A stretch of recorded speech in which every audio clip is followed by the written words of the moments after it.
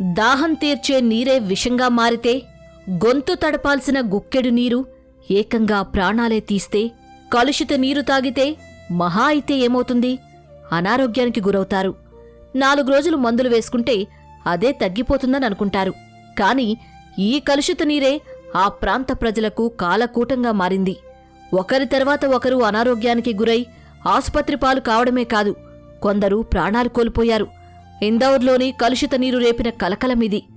గత ఏడాది డిసెంబర్ మధ్య నుంచే ఈ అలజడి మొదలైంది. దేశమంతా కొత్త ఏడాది సంబరాలు చేసుకుంటున్న సమయంలోనూ ఇందౌర్లోని భగీరథపుర వాసులు మాత్రం హాస్పిటల్ చుట్టూ తిరగాల్సొచ్చింది. వాంతులు, విరోచనాలు, కడుపు నొప్పితో తీవ్ర అవస్థలు పడ్డారు. ఇప్పటికీ ఈ సమస్య కొనసాగుతూనే ఉంది.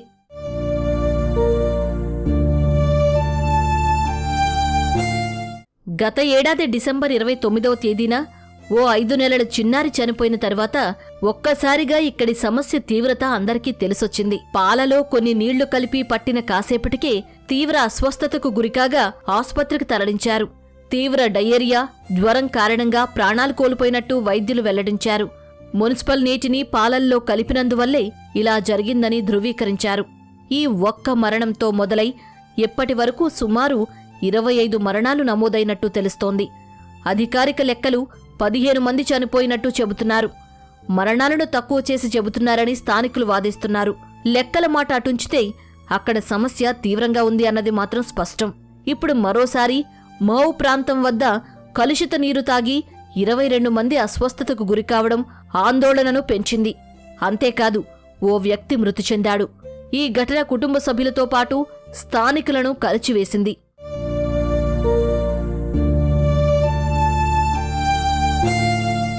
డిసెంబర్ చివరి వారంలోనే భగీరథ ప్రాంతంలో దాదాపు 1100 మంది అస్వస్థతకు గురయ్యారు. తరువాత ఈ సంఖ్య 3000 దాటిందని తెలుస్తోంది. అసలు ఈ స్థాయిలో మరణాలెందుకు నమోదయ్యాయని ల్యాబ్లో నీటిని పరీక్షించగా సంచలన విషయాలు వెలుగులోకొచ్చాయి.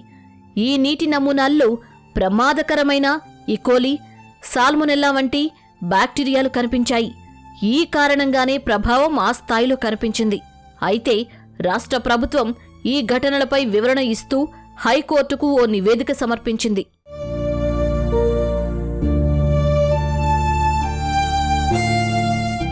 నిజానికి దేశంలో అత్యంత పరిశుభ్రమైన నగరంగా పేరుంది ఇందౌర్కి. అలాంటి చోట ఈ ఘటనలు జరగడమే ఆందోళన కలిగించిన అంశం. మరి నీరు కలుషితం కావడం వెనుక కారణాలేంటి అని ఆరా తీస్తే కొన్ని ముఖ్యమైన విషయాలు తెలిసాయి. భూగర్భంలో నుంచి వెళ్లే పైప్లైన్స్ ఏర్పాటులో నిర్లక్ష్యమే ఇందుకు మొదటి కారణం. భగీరథపురకు సమీపంలో ఓ పోలీస్ అవుట్పోస్ట్ వద్ద పబ్లిక్ టాయిలెట్ నిర్మించారు. అయితే ఈ టాయిలెట్ కిందే వాటర్ పైప్లైన్ ఉంది. ఇది 30 ఏళ్ల నాటిది. అంటే ఏ స్థితిలో ఉంటుందో అర్థం చేసుకోవచ్చు. టాయిలెట్కు ప్రత్యేకంగా సెప్టిక్ ట్యాంక్ నిర్మించలేదు. భూగర్భంలోని ఓ చిన్న గుంటలోకి వ్యర్థాలు వెళ్లే విధంగా ఏర్పాటు చేసి చేతులు దులుపుకున్నారు అధికారులు. 30 ఏళ్ల క్రితం ఏర్పాటు చేసిన వాటర్ పైప్లైన్లో కొన్ని చోట్ల లీకేజీలున్నాయి. ఈ లీకేజీల ద్వారా వాటర్ పైప్లో టాయిలెట్ వ్యర్థాలు కలిశాయి. ఈ కారణంగానే నీరు కలుషితమైనట్టు అధికారులు ప్రాథమికంగా తేల్చారు. ఈ కలుషిత నీటిలోనే కలరాకు కారణమయ్యే విబ్రియో కలరా पैथोजन కూడా गुर्तिंचारू वैद्युलु। ये पानी के कारण बताया गया है कि जो पानी मतलब जो आ रहा है उसकी वजह से मतलब बच्चे बीमार पड़ रहे हैं, क्योंकि एक ही गली में सामने वाले घर में भी बीमार हैं, हमारे यहाँ भी बीमार हैं और पीछे वाली गली में भी करीबन 20 बच्चे इससे मतलब प्रभावित हुए हैं पानी की वजह से। सबको उल्टी दस्त और पीलिया और टाइफाइड। हालांकि जैसा अभी इन्होंने पाइपलाइन खोली देखा तो उसमें ड्रेनेज का पानी वगैरह सब जा रहा था, नाली का पानी ये पाइप में। डॉक्टर ने मतलब ये भी कंसल्ट किया कि पानी आप गर्म कर पियो, मतलब ये सब होने से पहले उन्होंने हमको ये चीज बोली थी। ఇదంతా ఇందోర్ సంగతి. కానీ కేవలం ఇక్కడే కాదు, దేశంలో మరికొన్ని నగరాల్లోనూ ఇదే దుస్థితి కనబడుతోంది. గుజరాత్లోని గాంధీనగర్, తెలంగాణలోని హైదరాబాద్తో పాటు యూపీలోని గ్రేటర్ నోయిడా, హర్యానాలోని రోహతక్ ప్రాంతాల్లో నీరు కలుషితమవుతున్నాయి. గుజరాత్లోని గాంధీనగర్లో వాటర్ పైప్లైన్ లీకేజ్ కారణంగా నీరు కలుషితమైనట్టు గుర్తించారు అధికారులు.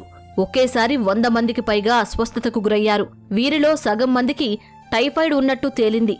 గ్రేటర్ నోయిడాలో డెల్టా 1 సెక్టార్లోనూ కలుషిత నీరు తాగి పలువురు అస్వస్థతకు గురయ్యారు. వాంతులు, విరోచనాలు, జ్వరం, కడుపు నొప్పి లాంటి లక్షణాలు వీరిలో కనిపించినట్టు వైద్యులు వెల్లడించారు. అయితే ఇక్కడ నీరు కలుషితం కాలేదని, ఆందోళన చెందాల్సిన అవసరం లేదని అధికారులు ప్రకటించారు. ఇక హైదరాబాద్లోనూ పారిశ్రామిక ప్రాంతాల్లో నీరు కలుషితమవుతున్నట్టు పలు అధ్యయనాలు చెబుతున్నాయి. వీలైనంత త్వరగా అప్రమత్తం కావాల్సిన అవసరాన్ని గుర్తు చేస్తున్నాయి.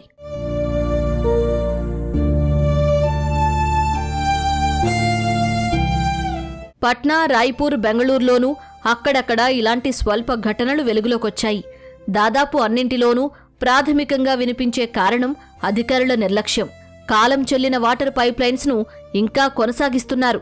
అందులో లీకేజీలను గుర్తించడం లేదు. ఇదే అతి పెద్ద సమస్యకు దారితీస్తోంది. డ్రైనేజ్ వాటర్ ఇందులో కలిసిపోతున్నాయి. ఈ కలుషిత నీరే అన్ని ఇళ్లకు సరఫరా అవుతున్నాయి. నీటి రంగు, రుచి మారుతుందని చెప్పినా కొన్ని సందర్భాల్లో అధికారులు పట్టించుకోవడం లేదన్న ఆరోపణలు ఉన్నాయి. ఇందౌర్లో ఇదే జరగడము పరిస్థితికి అద్దం పడుతోంది. నగరాల్లో నీరు కలుషితమవడం అనేది చిన్న సమస్య కాదని, నిర్లక్ష్యం వహిస్తే ఇందౌర్ దుస్థితే అన్ని చోట్ల కనిపిస్తుందన్న అభిప్రాయాలు వ్యక్తమవుతున్నాయి.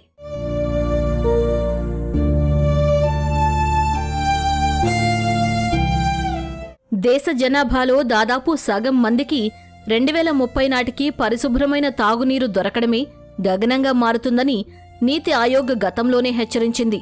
ప్రస్తుత పరిస్థితులు చూస్తుంటే అది నిజమేనేమోనని అనిపిస్తోంది. నదుల్లోకి పట్టణాల మురుగునీరు, పారిశ్రామిక వ్యర్థాలు పెద్ద ఎత్తున వచ్చి చేరుతున్నాయి. భూగర్భ జలాలను పరిమితికి మించి తోడుతున్నారు. నగరాల్లో వాన నీటిని సంరక్షించుకునే విధానాలు పెద్దగా అమలు కావడం లేదు. ఇక మరో సమస్య ఏంటంటే కాస్త వాన పడగానే వెంటనే డ్రైనేజీలు పొంగి పొర్లుతున్నాయి. కొన్ని సందర్భాలలో ఈ మురుగునీరు మంచినీటి పైప్ లైన్లలో కలిసిపోతోంది. ఇదే అనారోగ్యాలకు కారణమవుతోంది. డ్రింకింగ్ వాటర్ అనేది సివియర్ వాటర్ తో మిక్స్ అయ్యే వల్ల ఇవన్నీ ఇష్యూస్ వస్తున్నాయి. సో ఈ ఇన్ఫెక్షన్స్ అనేది మనకి వాటర్ తో వచ్చే కామన్ ఇన్ఫెక్షన్ అనేది డయేరియా, తర్వాత మనకి కాలరా అనేది పాతకాలంలో ఉండే, ఈ మధ్యలో లేదు. బట్ మళ్ళీ రీసెంట్ గా కాలరా అనేది మళ్ళీ ఇట్లా ఇన్సిడెంట్ తో వచ్చేస్తుంది. సెకండ్ మనకి లివర్ రిలేటెడ్ ఇష్యూస్ కూడా very common. Hepatitis A and ఈ ఇన్ఫెక్షన్స్ అనేది చాలా కామన్. సో ఎవరైనా ఇలాంటి డ్రింకింగ్ వాటర్ కంటామినేట్ అయ్యి ఎక్స్పోజ్ అయితే వాళ్ళు ప్రజెంట్ అయ్యేది మోస్ట్ కామన్లీ మనకి diarrhoea, pain abdomen, fever, jaundice, ఈ ప్రాబ్లమ్స్తో మనకి హాస్పిటల్కి వస్తారు. ఇన్ కేస్ ఇదన్నీ సిమ్టమ్స్ ఉన్నాయి అంటే ఇమీడియట్ గా మనం గ్యాస్ట్రో డాక్టర్ని, ఫిజిషియన్ని కలవాల్సి వస్తుంది. కొన్నిసార్లు నీటి రంగు మారకపోయినా అందులో ప్రమాదకరమైన బ్యాక్టీరియా ఉండే అవకాశం ఉంటుంది. అందుకే కొన్ని రకాల జాగ్రత్తలు తీసుకుంటే అనారోగ్యాల బారిన పడకుండా బయటపడొచ్చు అని చెబుతున్నారు వైద్యులు. నీరు తాగే ముందు కనీసం 10 నిమిషాల పాటు మరిగించాలి. ఇలా చేయడం వల్ల అందులో ఉన్న మైక్రోబ్స్ తొలగిపోతాయి. ఆ తర్వాత నీరు చల్లార్చి తాగవచ్చు. ఇంట్లో వీలైనంత వరకు ఆర్ఓ సిస్టమ్ పెట్టించుకోవాలి. ఇది నీటిని శుభ్రం చేయడంతో పాటు వైరస్లను తొలగిస్తుంది. వంట చేసే ముందు, తినే ముందు తప్పనిసరిగా సబ్బుతో చేతులు శుభ్రం చేసుకోవాలి. వేడి నీళ్లతో చేతులు కడుక్కుంటే ఇంకా మంచిది. పిల్లలకు ఈ అలవాటు నేర్పించాలి. శుభ్రంగా ఉండే కంటైనర్స్లోనే నీళ్లను నిల్వ ఉంచాలి. నీటిలో నేరుగా చేతులు పెట్టడం లాంటివి చేయకూడదు. మున్సిపల్ వాటర్తో పండ్లు, కూరగాయలు శుభ్రం చేసే అలవాటు మానుకోవాలి.